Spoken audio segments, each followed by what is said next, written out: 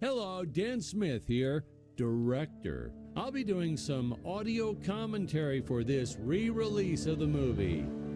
Oh, wait, not yet. Sorry, sir, this is just the DVD menu. The movie hasn't started yet.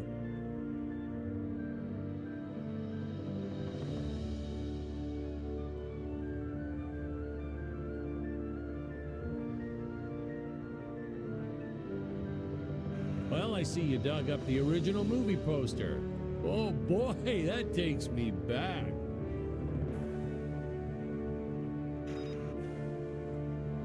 Wow, they really pack a lot of options into DVDs, don't they? Hey, you know, back in my day, you just popped a movie into the old VCR and hit play.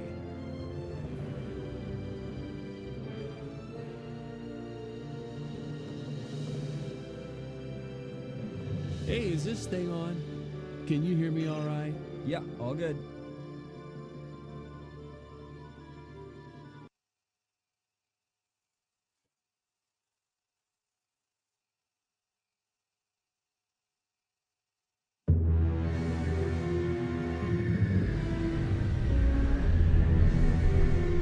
Hello, Dan Smith here. I directed this film back in, well, it feels like a century ago.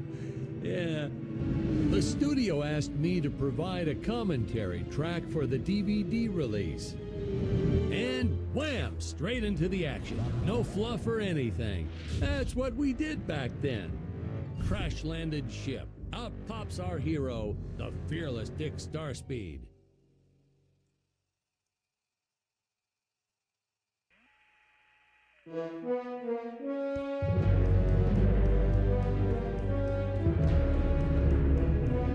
The ship's velocity reactor is damaged. I believe that I am stranded on an alien planet. Played, of course, by actor Jonathan Digby. Went on to some minor roles after this.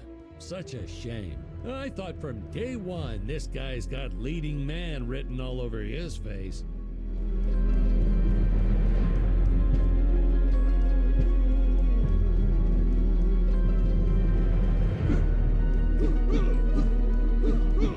I've often asked why Dick breaks these boxes.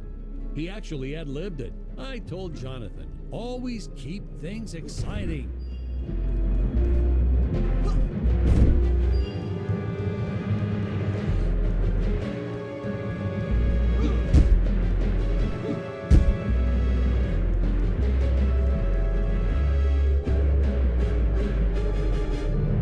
Greetings, citizens of Gravoria. I am Dick Starspeed, and I come in peace. Probably shouldn't have had Dick draw his weapon when he was talking about peace. Well, maybe one day we'll go back and CG it into a sandwich or something instead. Ha! Just kidding. And this is what people pay to see. A no-name middle-aged B-list actor duking it out with stuntmen in costumes. Such stunning choreography. Now, the extras in those robot suits really knew how to take a punch. No, literally. I told Jonathan not to hold back. Give it all to him. Kick him in the nuts and bolts. And I know what you're thinking, but don't worry. We handled it responsibly. We made them all sign waivers not to sue for injuries. Holy smokes!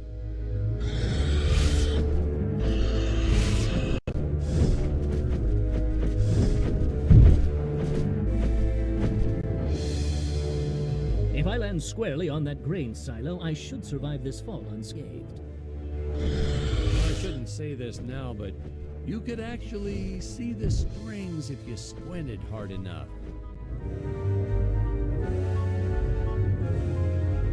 A screenwriting trick from back in the old days. You put a grain silo or some haystacks down and it solves all your gravity-related problems.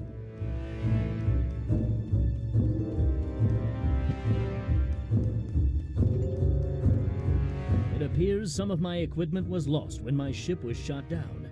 But what luck! This high-tech scanner reports that my ray gun is nearby.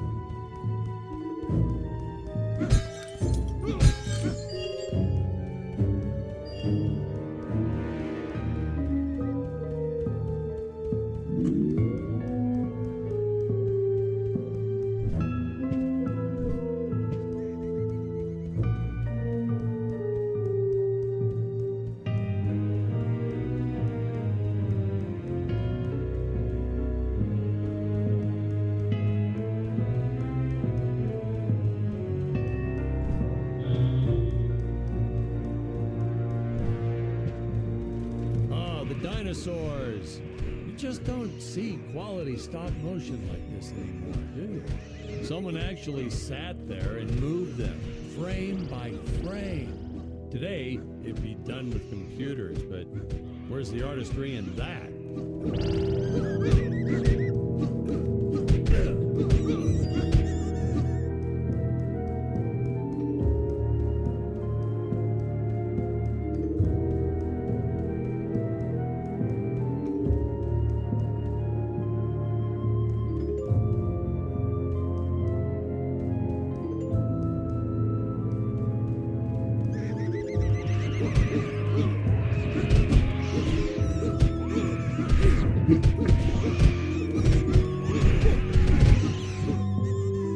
Now, if the trees here look a little plastic, well, it's because they are.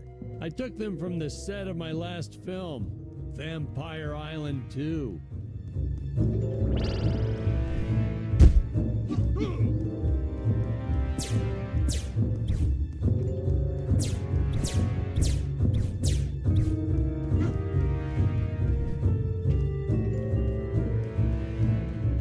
We got our fair share of nasty letters from scientists complaining about our portrayal of the dinosaurs. Was news to me. Apparently these stegosauruses weren't meat eaters. Must have preferred shellfish or something. Blah, how do they know? That's what I say.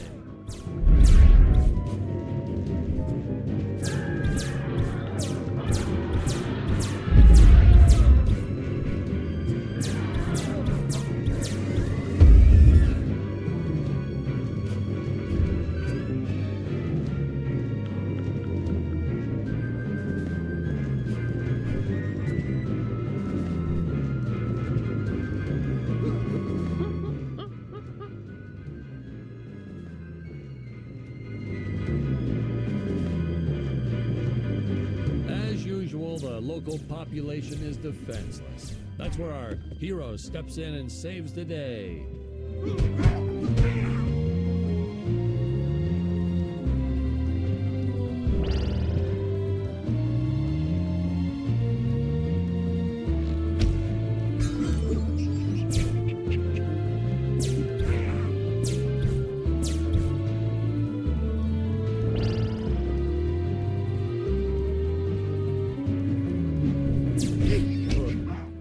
Jonathan threw a lot shooting this film. He wasn't the best actor, especially when reacting to getting hit. He's what you call a flincher. So I told the stuntman to really just go to town on him. It's the only way to get an honest performance sometimes. Our props master tried to make the weapons soft, but there's only so much you can do. Lucky for us, Dick's entire body was covered in that spacesuit. That thing was a lifesaver when it came to hiding bruises.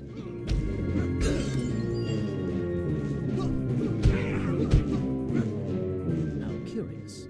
They dissolved into what appears to be gold. You'll notice the gold disappears when Dick touches it. We had a deleted scene that explained he's actually teleporting it back to his ship. It's funny, no one ever questioned how Dick was able to walk around with an infinite amount of gold on him.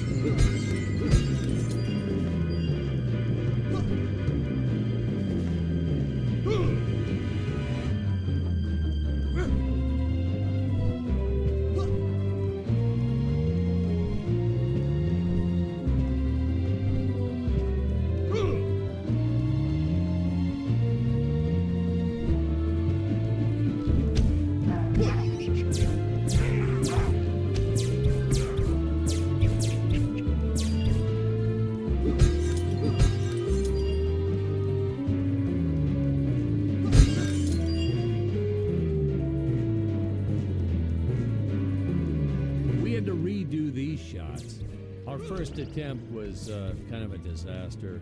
We tried using real apes, thought it'd cut down on the costume budget a bit. But have you ever tried working with apes? They are the worst actors ever. They don't sit still for a moment, and the second you take your eyes off of them, they're flinging their feces all over the place. Jonathan refused to work with them after he got, well, let's just say that he had to take more than a couple of showers one day. You know, you never forget the smell of monkey poo. We steam cleaned the studio top to bottom. Still never got rid of it entirely. All through the rest of the shot, we kept finding those little surprises hiding inside various props. Boy, were those the days.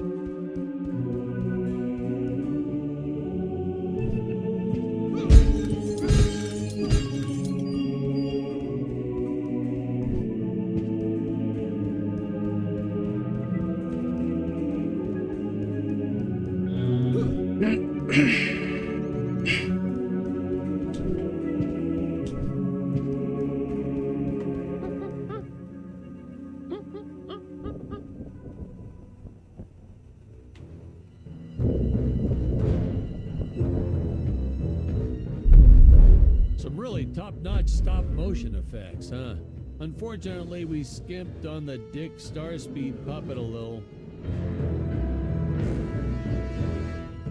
The Earthman is not for you to eat, fiend! Oh, this was groundbreaking. We had the woman rescuing the man for once. We were really ahead of our time with this scene, but well, then again, I've always been rather progressive. The studio exec didn't seem to get why it was such a big deal, though. Sorry, we don't see this as anything unusual. Ha! Of course! It's unusual. A woman would never save the man. It just doesn't happen. Not in the movies, not in real life. I don't know why we didn't get more recognition for this scene. I guess I was just a little too ahead of my time.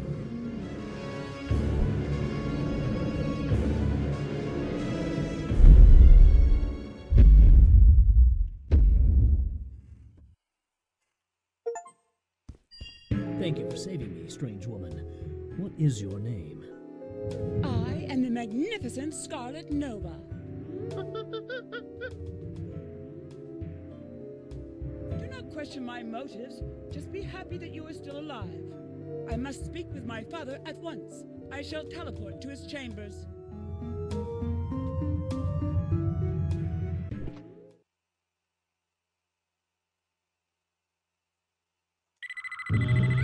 Huh? Where is this place? This is not my father's chambers. You have disobeyed me for the final time, Scarlet. Enjoy an eternity in the Tower of Eternal Solitude. For all eternity!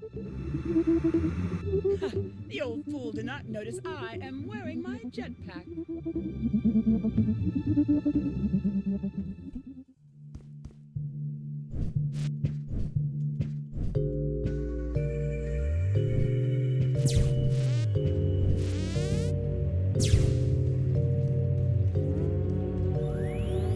Booster usage. Jump. Wait. Wait. Use booster. Survive deadly fall.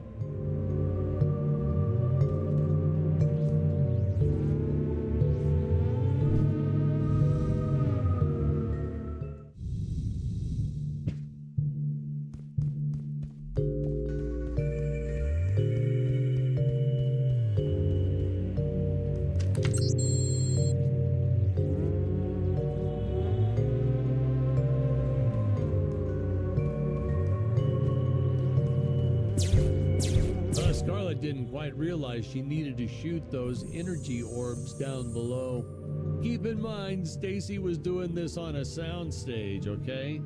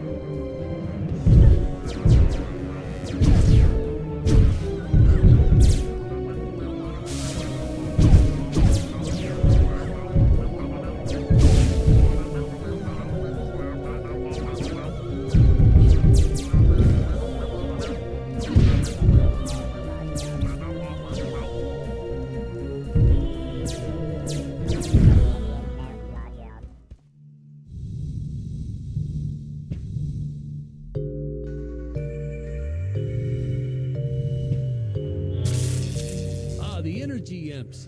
Such a neat effect. We had to paint each movement frame by frame and superimpose it into live footage. We were pulling all-nighters for weeks. Well, when I said we, I meant the artists. I'm pretty much useless if I don't get a solid 10 hours a night. But they were at it forever. They had to redo it all because I accidentally told them red instead of blue the first time. Artists.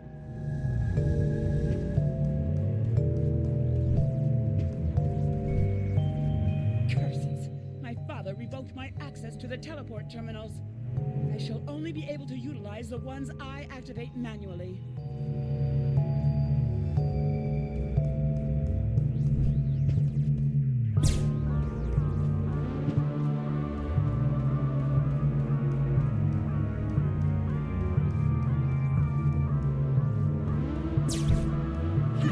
Man, some of these shots are dragging on longer than I remembered.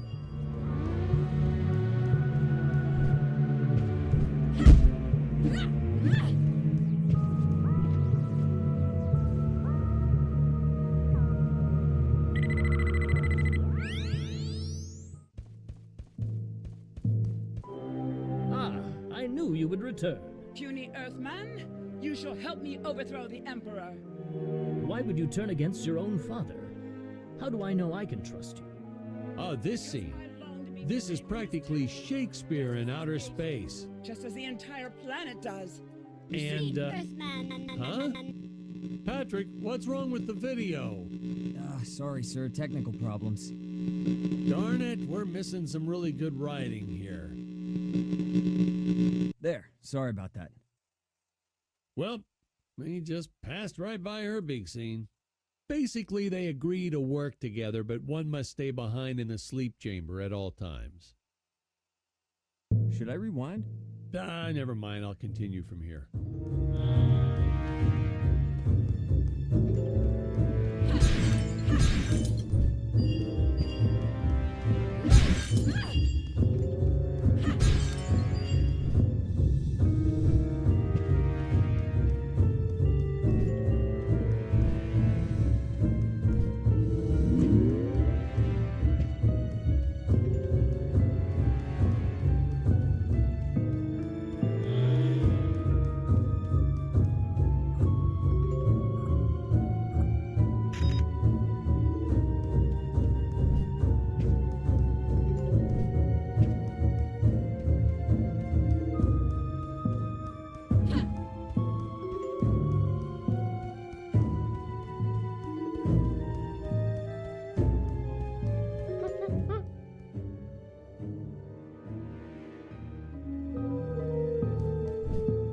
Right from the start, our budget was a little tight, even by standards back then.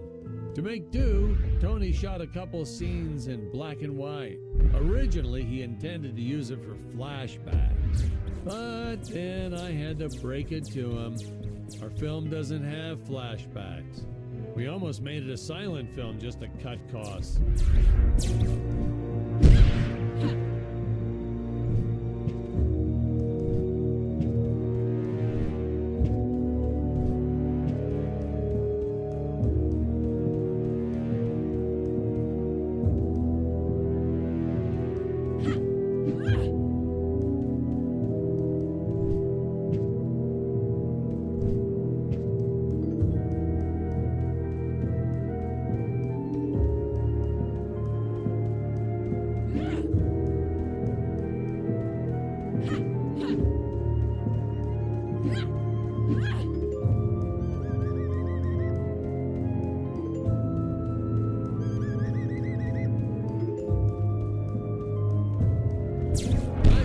An absolute necessity we have a T-Rex in this film, but we got this Serato thing instead. Of course, I went through the whole production thinking it was a T-Rex because, really, who can tell the difference anyway?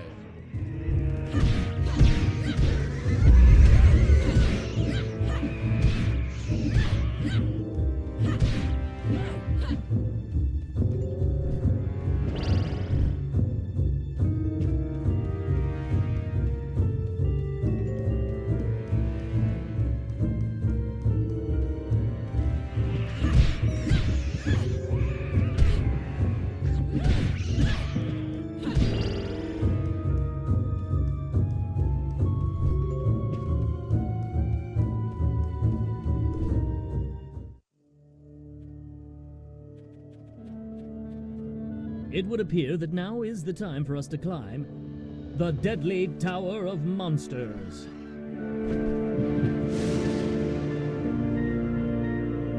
Good screenwriting 101. Always announce the title within the film itself. How else are you going to let the audience know your heroes really mean business? Now, that weapon, it's just an electric shaver, but you know, I bet you'd never guess it was, would you? They look so futuristic.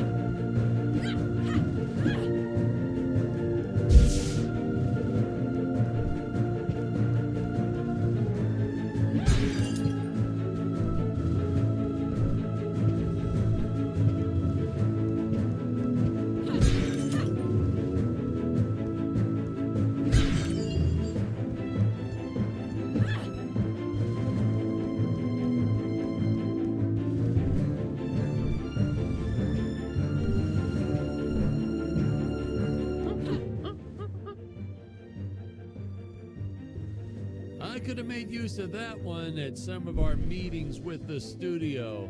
Oh, you'd like to see records of where our budget went to this month? Sure, let me get that for you right now. Boom, boom.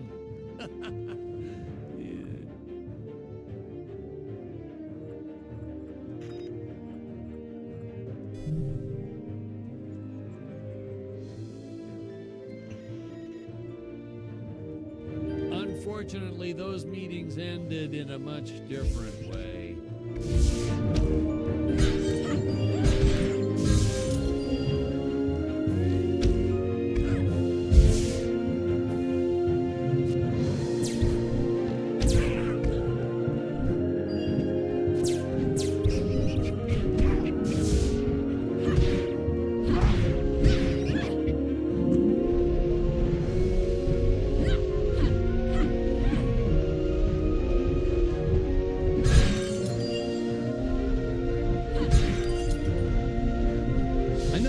taxidermist who helped us out with these bat creatures for real cheap. He's not good. He's kind of sloppy if you want to know the truth. But that's the best part. A sloppy bat looks scarier. Oh, but you gotta sew up that sphincter. Just trust me on that one.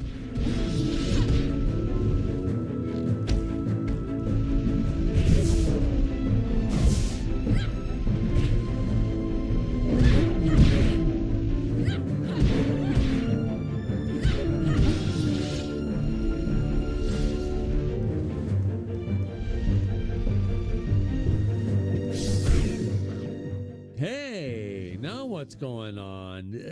This isn't the right cut. Sorry, sir. These must be unused scenes for the DVD extras. I don't know how I mixed them up. We'll go back and record that part again, using the right scenes, I suppose.